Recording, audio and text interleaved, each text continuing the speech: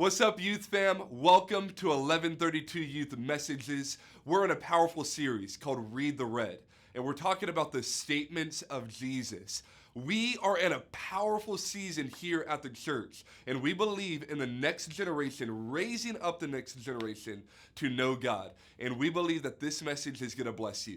Check it out. Here at 1132 Youth, we have started a brand new series called Read the Red. Somebody say, Read the Red.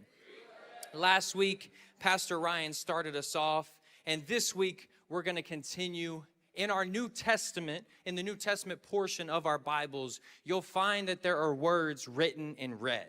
And that's not an accident from the printing company. The words written in red are the actual recorded words of Jesus. And the words of Jesus are some of the most quoted words in the world. And we want to spend this series looking at some statements that Jesus said. In Matthew 5, verses 18 and 19, we've kind of been basing our series off of this. It says this: I tell you the truth, until heaven and earth disappear, not even the smallest detail of God's law will disappear until its purpose is achieved. So if you ignore the least commandment and teach others to do the same, you will be called the least in the kingdom of heaven. But anyone who obeys God's laws and teaches them will be called great in the kingdom of heaven. When we talk about the words in red, Jesus, when he speaks, he makes things crystal clear. Things aren't gray, they're black and white. And this scripture says if we ignore his words, then we will be considered the least. But if we apply them, then we will be considered great. And in this series, in this month, we are going to learn how to be great. Tonight, I want to talk to you about not just prayer. Go with me to the book of Luke, chapter 11. We're going to be reading verses 5 through 10. And just to give you quick context before we dive in, Jesus' disciples in Luke 11 have come to him and asked him to teach them how to pray. And in Luke 1 through 4, Jesus taught them what we now call the Lord's Prayer. But after that, after he teaches them how to pray, he then teaches them how to have effective prayer. It says this in Luke 11, verse 5. Then teaching them more about prayer, he used this story. Suppose you went to a friend's house at midnight wanting to borrow 3 loaves of bread. Any of you guys ever go into your friend's house for bread in the middle of the night? You? Okay. Yeah. You say to him, a friend of mine has just arrived for a visit, and I have nothing for him to eat. And suppose the other friend calls from his bedroom, don't bother me. The door is locked for the night. My family and I are all in bed. I can't help you. But I tell you this, though he won't do this for friendship's sake, if you keep knocking long enough, he will get up and give you whatever you need because of your shameless persistence. Verse 9, and so I tell you, keep on asking, and you will receive what you ask for. Keep on seeking, and you will find. Keep on knocking, and the door will be open. For everyone who asks receives. Everyone who seeks finds. And to everyone who knocks, the door will be open. My wife, Lexi, and I both have a really bad habit where we lock our keys in our car. And if you don't believe me, last week I locked my keys in my car. Last month, she locked her keys in her car. And I remember about 2 years ago, it was here at the church on a Sunday. Lexi locked her keys in her car. And when it happened, we were like, we're not paying any more money for a locksmith to come out and get this door open. We're just going to do it ourselves. So after church, we went and got some coat hangers. And we're in the church parking lot trying to break into my wife's Hyundai Elantra. And it is not going well. But we were determined. We weren't giving up. And our friends are walking by in the church parking lot. They're trying to help us out. They're not having any success. We're breaking coat hangers, but we were not giving up. We were persistent. We're sweating. It's hot outside. All I wanted to do was go home and take a nap because nothing hits harder than a post-church Sunday nap. Can I get an amen? And all of a sudden, we look over and we see Pastor Dustin Bates walking over to us. Pastor Dustin, if you don't know, he's our lead pastor here at Church 1132. And he is also one of the most generous people I know and one of the most intentional people I know. And me and Lexi both had the same exact thought when we saw him. Do not let this man help us get this door open. He just did 3 services. He should go home, be with his family. But we know PD, and we know that he's going to offer to help us. And sure enough, that's exactly what he did. And we're like, no, go home. We got this. And he's like, guys, no, seriously, let me help. So now, all 3 of us are trying to get my wife's car door open, and sure enough, we're failing. We're breaking coat hangers. We're not having any luck. And it's been like half an hour at this point, and we feel horrible. We're like, family, go rest. You don't need to be here. And if you've never seen Pastor Dustin when he's a little intense, it's kind of scary. And he was intense at this point, and he's like, guys, this is no longer your problem. This is our problem. I am not leaving until we get this car door open. If we don't, I'm going to feel like a failure, and that's not going to happen. So we're getting this car door open. And we were like, yes, sir, okay. And so sure enough, after being persistent, after not giving up, after trying again and again and again, we eventually got my wife's car door open. We got the keys, everybody. Thank God. Until next time, because it's bound to happen again. But because we were persistent, or really because PD was persistent, we were able to get Lexi's car door open. And I feel like when it comes to prayer, this is what Jesus is asking us to be like as well. In Luke 11, Jesus is telling us, he's showing us how to be persistent. Although not with getting keys out of a car, though I'm sure this would help with that. He's trying to show us how to be persistent with our prayer. See, sometimes when we pray, we feel like our prayer doesn't have an effect. See, as Christians, we're not just meant to throw up lofty, soft prayers like, God, if you feel like it, will you bless me? Or God, I really need this right now. If you're in a good mood today. No, as Christians, we are called to be effective prayers. Jesus didn't call us to just pray soft, lofty prayers. He has called us to pray with authority, to pray with power, to pray in His Spirit. And for prayer, the Bible says that prayer can move mountains. So Jesus has called us not to just pray, but to pray effectively. And maybe you're in here and you've been praying. You've prayed for weeks. You've prayed service after service. You've been showing up every single Wednesday, and you've been believing for God to do something in your life, believing for God to change something in your family's life. You've been declaring healing. You've been prophesying over your school, and nothing's happened. And it can be frustrating when you pray again and again, and nothing happens. And you even start to think like, man, maybe God's mad at me. Maybe I did something. Maybe God just doesn't care. Maybe I shouldn't even ask Him about this anymore because maybe God just doesn't care about this thing. But the truth is, how we can see our prayers be effective is by being persistent. In Luke 11, Jesus, when He says keep on is a present tense phrase. It's not past, it's not future, it's present. Jesus is telling us in real time, in real day, to keep on being consistent. Keep on being continuous with our prayer. Because sometimes we feel like prayer is a formula. If we do steps 1, 2, and 3, then we will get what we asked for. Then the miracle will happen. But prayer isn't about a technique. Prayer is about knowing who you are praying to.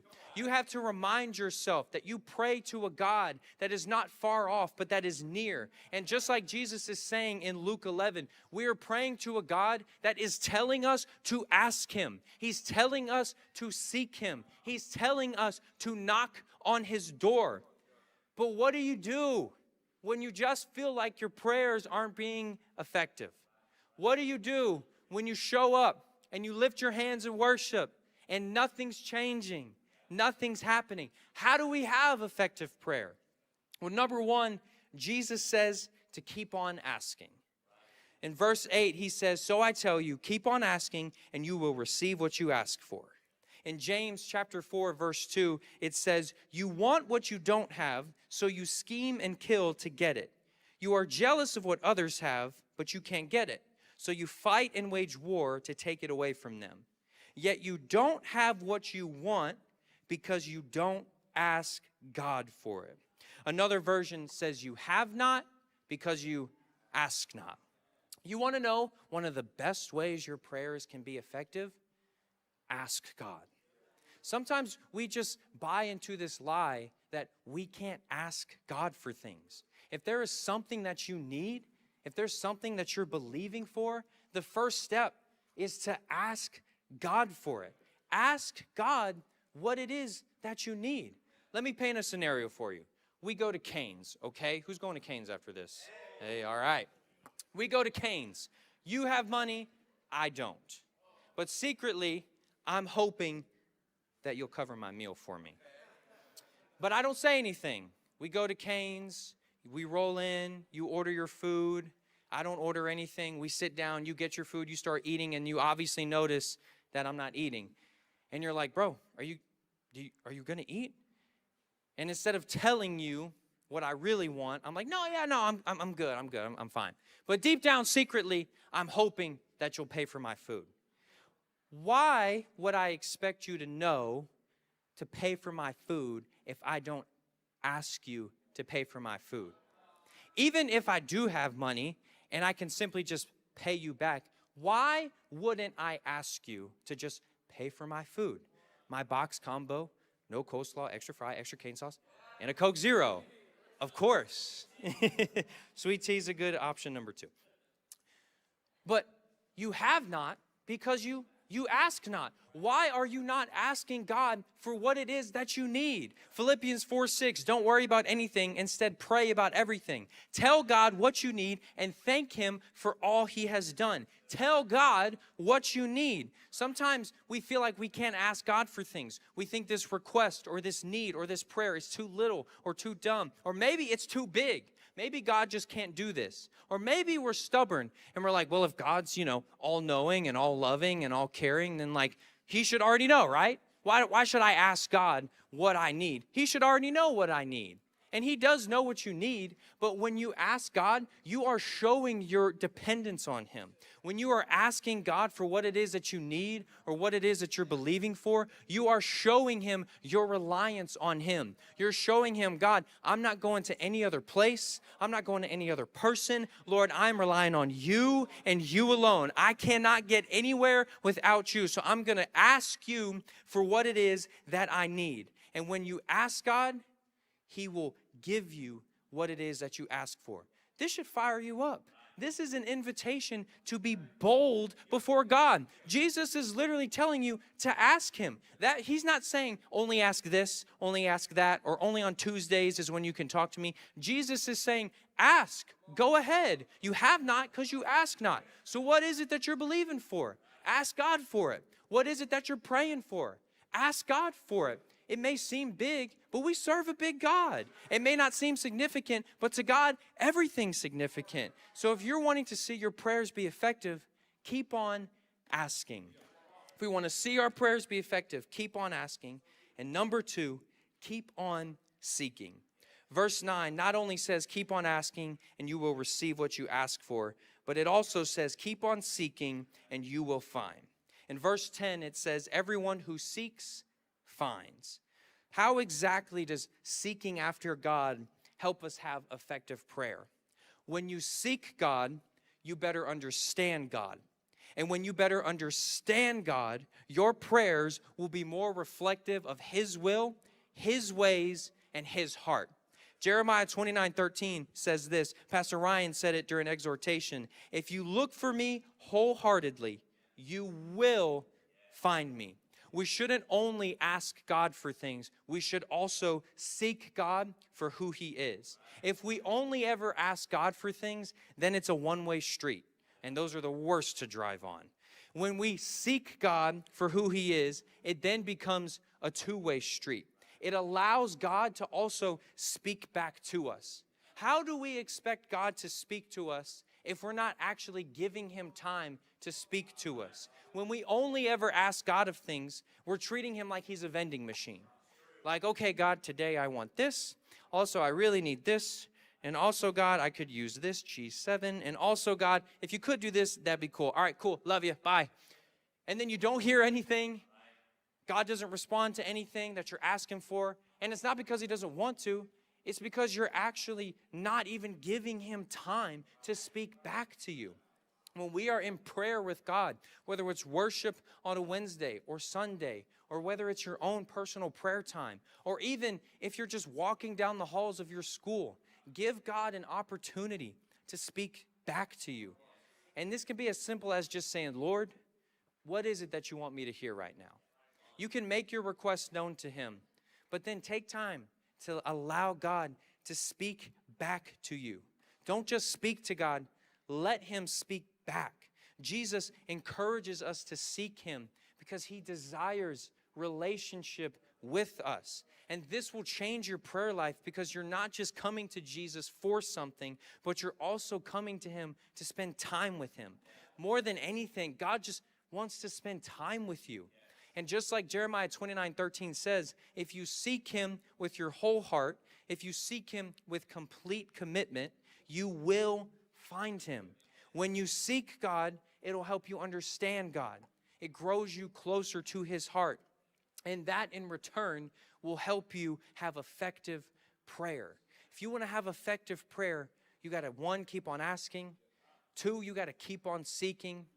And 3, you got to keep on knocking.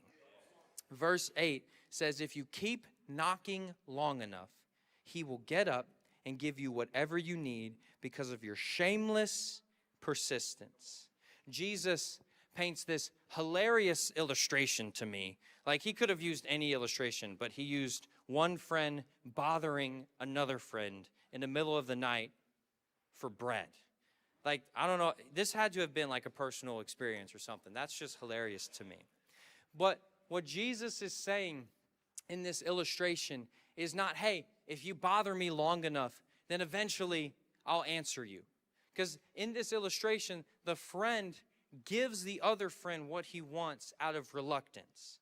Because the friend has been bugging him over and over and over again, he eventually gets up and gives him what he wants. Jesus, that's not the point that he's trying to make. What Jesus is trying to say, if a friend who doesn't even want to help another friend out will eventually get up and answer the door, how much will I, a God that is loving, a God that is caring, a God that desires relationship with you, a God that is asking you to knock on my door, how much more will I, not reluctantly, not begrudgingly, but how much more will I happily answer the door for you and give you what it is that you need? Knocking's alarming. I don't know if anybody's ever knocked on your door before or like banged on your door before. I remember one time in middle school, I went to this teacher's class for whatever reason. I had to like get something for, your teachers would be lazy and be like, can you go to so-and-so's class and get me a highlighter? It's like, just go yourself. I remember going and knocking on the door, and I don't know why, but for some reason I just like did it like that, and I opened the door, and this dude was like, dang, you the police or something? If you ever hear somebody knock, it's alarming. Knocking causes a disturbance. Knocking makes it clear that you are here and you're not going anywhere. It's one thing if I just stood outside your house like, yo, let me in. But if I start knocking on your door, that's going to make you realize that he means business. He's actually trying to get here. He's actually trying to show me that he's not going anywhere. And we can't just ask God of things. We can't just seek God for things. But even when we don't feel like God's answering our prayers, even when we don't feel like we're hearing anything from God, even when we don't feel like maybe our prayers have an effect, you got to keep on knocking. Don't go anywhere until you see God move in your life. Don't stop asking until we see the work of the Lord move in your life. If you're believing for God to touch somebody's life, then you keep on believing. If you're believing for God to heal you from something, then you keep on believing. If you're asking for God to save your family, to see revival at your school, then you keep on asking God to do it. Don't you stop. Don't you give up. Because oftentimes when we give up, we're right there on the edge of breakthrough. We're right there before God answers our prayers and does the work that he's doing. And you might be thinking, well, Joe, why doesn't he just do it right away? Because God's timing is perfect. Sometimes God doesn't do things right away, not out of contempt for us or not out of anger for us, but because his timing is perfect. And so you can take care in that. You can trust in the Lord and knowing that even though he's not answering me, I'm going to trust that right now is not the right time. But also, that doesn't mean I'm going to stop asking. that doesn't mean I'm going to stop seeking. That doesn't mean I'm going to not quit bothering heaven to see the miracle and to see the breakthrough that I am believing for. Jesus is telling us, because of this friend's shameless persistence. Shameless means to not have any shame. It means to lack shame. Jesus is telling us, hey, don't be afraid to keep on asking me for stuff. Sometimes it feels weird to ask people time and time again for something. Sometimes it feels a little bit weird to you ever, when you couldn't drive, but you had that one friend that could drive, and you always bug them for a ride, and you're like, could I get a ride this week? When you seek God with constant persistence, Jesus is inviting us to be shameless in that. That should encourage you, because you don't have to worry about what God thinks about your request. You don't have to worry if God is annoyed with you. God's not annoyed with you. God is inviting you in to keep on asking Him. He's inviting you in to lay down the desires of your heart, because God, the desires of your heart, the best place they can be is in the hands of God. What if we had that attitude every single week when we showed up to 1132 Youth?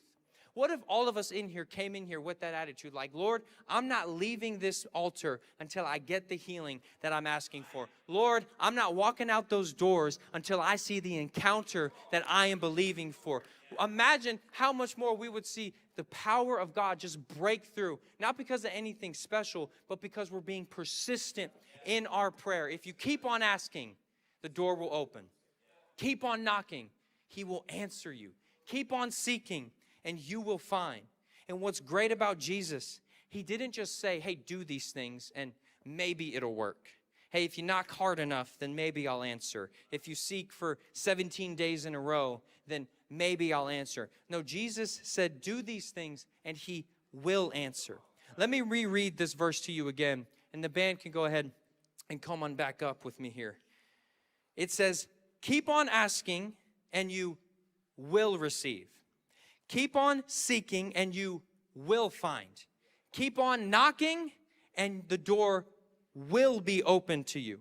For everyone who asks receives. Everyone who seeks finds. And to everyone who knocks, the door will be open. God is promising to us in this text that He will open the door for us. God is saying that He will give you what it is that you ask for. I remember years ago when I still lived back at home, I was younger, and I was just going through a really rough season in my life. And I was just going through a lot of pain, a lot of heartache. And I remember just begging God to take away this pain. And I was struggling. I was depressed. I was losing weight. My anxiety was through the roof. I would wake up every morning and literally just throw up because of how bad my anxiety was. I lost 20 pounds in a month, which sounds good in retrospect, but it wasn't fun at the time. And I remember just begging God time and time again, God, please just take this pain away from me. I can't handle it. I can't bear it. Lord, please just take it away from me. Take it out of my heart. I can't do this anymore. And I remember week after week, it felt like things were getting worse. I kept struggling. My anxiety was still bad. My depression was still there. And I felt like that God didn't hear my prayers. And I was going to youth every week. I was showing up at church on Sunday. I was reading my Bible, but it just felt like God wasn't responding to me. And I remember at one point, I got so frustrated, and I was standing in my bathroom at my sink, and I just started screaming, why aren't you answering me? And the problem was I bought into the lie that God didn't want to speak back to me. I was blaming God for Him not responding. I was blaming God for not talking back to me. Even though I was in pain, even though I was going through hardship, I had bought into the lie that God was far away. But what I needed to remind myself was that we don't serve a God that ignores our requests. We serve a God that does not reluctantly answer our prayers, but rather He encourages us to come to Him with them, When you are persistent, you're not like every other Christian who believes and hopes for the best. It shows God. Your persistence shows Him that you want to be used by Him. When you're persistent, it can be tiring, but I promise you, God will respond. If you're tired in this place, keep on asking. If you feel far from God, keep on seeking. I know you might be hurt. I know you might be frustrated. I know your faith might be lacking, but don't you stop knocking on heaven's door until you see what it is that God has promised you. Because I promise you, 1132 youth, God has plans for your life. God has a plan for you. He's got a plan for this ministry, and He's going to use you in your schools. He's going to use you in your families. Some of you are believing for healing. God's going to bring that healing. Some of you are believing for salvation for your friends, your parents. God's going to bring that salvation. Restoration for your parents' marriage. We're going to see Him bring that restoration. And even if we don't, we're going to keep on knocking, because we're going to show God that we're going to stand firm and we're going to be persistent with our prayers, because we're not leaving until we see God move and see Him do what it is that He promised us to do. If you keep on asking, then you will receive. If you keep on seeking, you will find Him. And if you keep on knocking, the door will be open. Keep on asking, keep on seeking, keep on knocking. But Joe, it's been like months. Keep on asking, keep on seeking, keep on knocking. But Joe, you understand. You don't realize how bad it is, the situation. You don't. Keep on asking, keep on seeking, keep on knocking. Wow, what a powerful word from our series, Read the Red. We hope you enjoyed it. If you did, be sure to like and subscribe for future messages. We'll catch you on the next one.